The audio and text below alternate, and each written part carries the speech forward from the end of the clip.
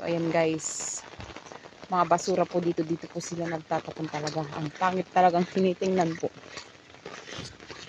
So, itong dinadaanan po namin, ayan, at kulay brown.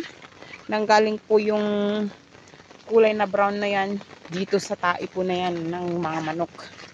Kaya, ingat-ingat lang po guys. Tulad nito may dumada pong single is napaka-dangerous po guys para sa akin.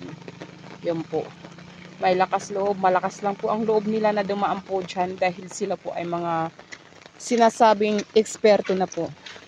Pero para sa akin is hindi po tama na dumaan dito ang single na sasakyan. Kasi po lalo't ngayon maulan. Mahirap na po. Meron na pa pong daanan ito. Kahit hindi pa naman po ito na simentado is pwede na naman po siyang daanan. So, ayan guys, meron pong paliterway ang daanan na yan. May right and left. Yung pong papuntang left side is going to Taltalon. Papuntang doon sa taniman.